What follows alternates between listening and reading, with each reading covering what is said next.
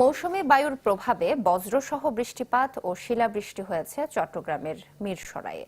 ভোর 4টার দিকে মিরসরাইয়ের ৩ নম্বর জোরারগঞ্জ, ৮ নং দুর্গপুর, ৯ নং মিরসরাই সদর সহ বেশ কিছু এলাকায় বজ্রসহ বৃষ্টিপাত শুরু হয়।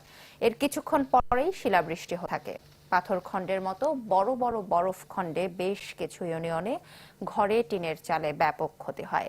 এছাড়া ক্ষতি হয় ফসলে, ঝরে পড়ে আমের মুকুল। এছাড়া বজ্রপাতে ৩টি গরু মারা যায়। উপজেলা নির্বাহী কর্মকর্তা মাহফুজা জেরিন জানান, প্রাকৃতিক দুর্যোগে ক্ষয়ক্ষতির পরিমাণ নিরূপণে স্থানীয় জনপ্রতিনিধিরা কাজ করছেন। ক্ষতি নিরূপণের পরেই ক্ষতিগ্রস্তদের জেলা প্রশাসনের পক্ষ থেকে সহায়তা দেওয়া হবে। ১, ২, ৩ ঢাকায় জমি জিতে নিন ১০০% ক্যাশব্যাক সহ ২০ কোটি টাকার পুরস্কার। কালকে রাতে 4টা বাজে শিলাবৃষ্টির কারণে কি আমাদের টেন্ট সব নষ্ট হয়ে গেছে, হান্ডিসা সব নষ্ট হয়ে গেছে।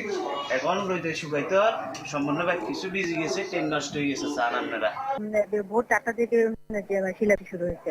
4টা থেকে সকাল 6:30 পর্যন্ত শিলা পড়ার কারণে ওই যে 3 ফুটা হয়েছে এবং গাছ পড়েছে। এখন আহত হওয়ার তথ্য পাই না। এখন পর্যন্ত 3টা গরু মারা যাবে বজ্রপাতে। মানুষজন আহত হওয়ার কোনো খবর এখন পর্যন্ত আমরা পাইনি।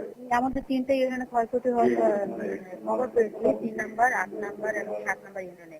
তারপরে চেয়ারম্যানরা এবং পিআই অফিসের লোকজন ওখানে আছেন, ওরা ক্ষয়ক্ষতিটা নিরূপণ করতেছেন। আর একটু সময় লাগবে আমাদের পুরোটা জানতে যে কতটুকু কি পরিমাণ ক্ষয়ক্ষতি হয়েছে। আমরা ক্ষয়ক্ষতি নিরূপণ করে জেলা প্রশাসনের মাধ্যমে আমরা